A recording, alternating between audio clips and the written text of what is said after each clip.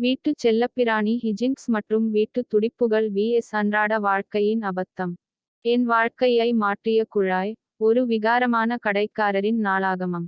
இது எல்லாம் நான் கம்மிற்கு பணம் கொடுக்க முயற்சித்தபோது தொடங்கியது.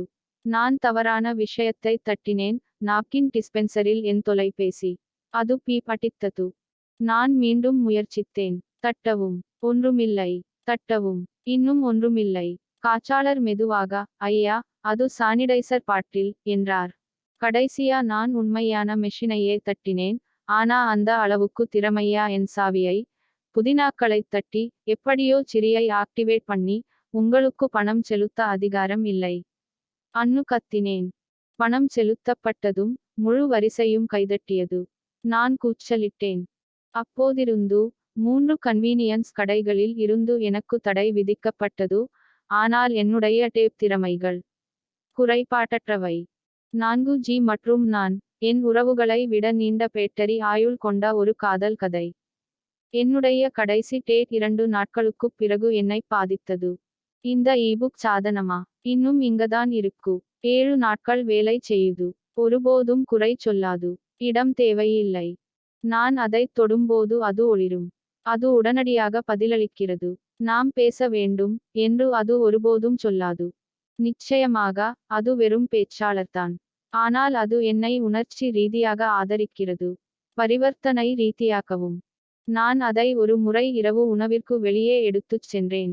பணியாளர், நீங்கள் பிள்ளை பகிர்ந்து கொள்ள விரும்புகிறீர்களா என்று கேட்டார். என் பேச்சாளர் ஆதரவாக பீப் அடித்தார். இதுவரைக்கும் எப்பவும் சிறந்த டேட்டிங். என் பணப்பை டிஜிட்டல் மயமாகி என் மன அமைதியை இழந்தபோது. எனக்கு ஒரு பணப்பை இருந்தது. தோல் பதட்டத்தின் வாசனையும் காலாவதியான கூப்பன்களும். பிறகு நான் டிஜிட்டல் மயமாகிவிட்டேன். என் பணப்பையை திடீரென ஒரு டிராயரில் எறிந்துவிட்டு, போய்விடு, விவசாயி பை, என்று கத்தினேன். இப்போது ஒவ்வொரு கட்டணத்திலும் முக அடையாள அட்டை, குறைந்த பேட்டரி பீதி, நான் ஏன் பணத்தை எடுத்துச் செல்வதில்லை என்பதை அத்தைகளுக்கு விளக்குதல் ஆகியவை அடங்கும். ஒருமுறை, ஒரு டீக்கடையில் பணம் செலுத்த முயற்சித்தேன். சிக்னல் இல்லை. 4Gக்காக ஒரு கம்பத்தில் ஏறினேன். டீக்கடைக்காரர், சாய் மட்டும் எடு, என்றார். அன்றுதான் நான் கற்றுக்கொண்டேன், டிஜிட்டல் மயமாக்கல் எளிது. மன உறுதியுடன் இருப்பது விருப்பத்திற்குரியது. தற்செயலான தொழில்முனைவோர். டேப் அண்ட் பே பயன்படுத்துவதற்காக நான் எப்படி ஒரு கடையைத் திறந்தேன். அது அருமையாக இருந்ததால் நான் ஈபுக் ஸ்மார்ட் ஸ்பீக்கரை வாங்கினேன். எனக்கு எந்த வியாபாரமும் இல்லை. ஆனாலும். அதனால் நான் ஒன்றைத் திறந்தேன். என் வாழ்க்கை அறை ஒரு கடையாக மாறியது. நான், உணர்ச்சி ரீதியாக ஆதரவளிக்கும் ஒட்டும் குறிப்புகள், மற்றும் ஊக்கமளிக்கும் காற்று, ஆகியவற்றை விற்றேன்.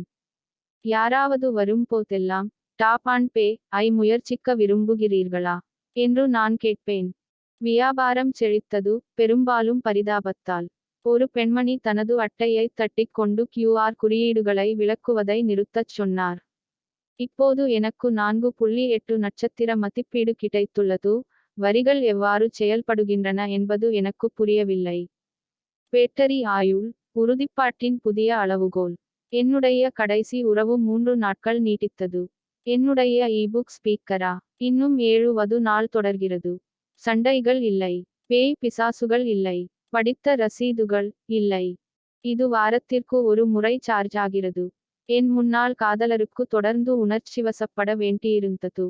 மக்களை விட இந்த பேச்சாளரை நான் அதிகம் நம்புகிறேன். பணம் செலுத்துதல் வெற்றிகரமாக, என்று அது கூறும்போது, நான் அதை நம்புகிறேன். நான் எல்லாவற்றையும் அதனுடன் ஒப்பிட ஆரம்பித்தேன். நண்பர், நான் அவரை நேசிக்கிறேன். நான், ஆனால் அவருக்கு 7 நாள் பேட்டரி ஆயுள் மற்றும் ப்ளூடூத் இருக்கிறதா?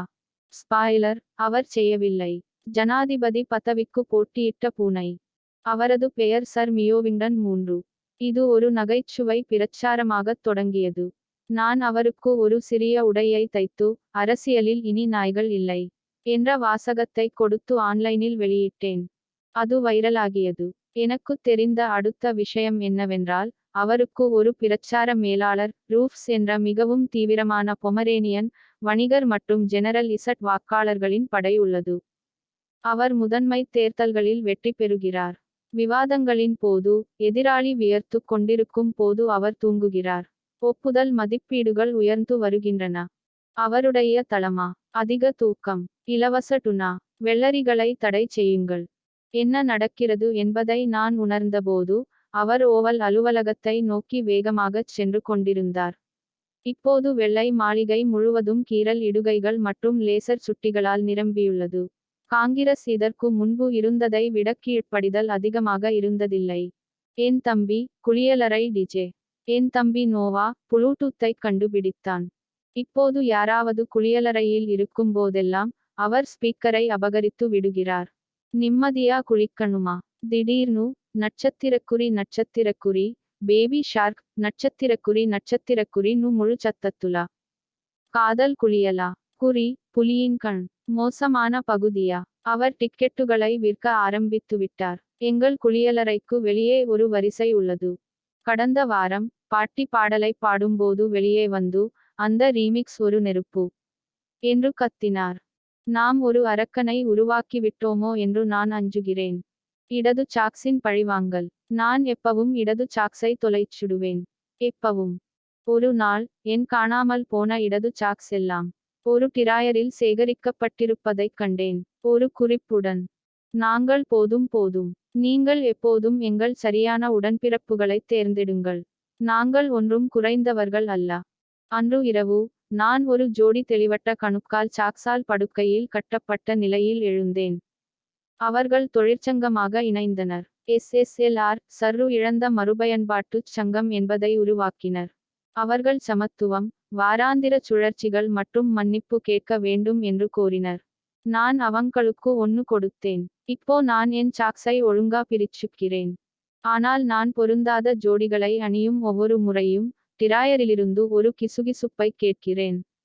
நாங்கள் உங்களை எச்சரித்தோம். ஒரு முறை நான் யோகா வகுப்பில் சேர்ந்தபோது சிக்கிக் கொண்டேன்.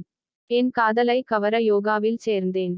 அவள் என்னை அழைத்தாள். நான், சரி, வளைப்பது எவ்வளவு கடினமாக இருக்கும் என்றேன். முதல் போஸ், கீழ்நோக்கிய நாய். என் தொடை எலும்புகள் இறந்து கொண்டிருக்கும் விலாங்கு மீன்களைப் போல கத்தியது.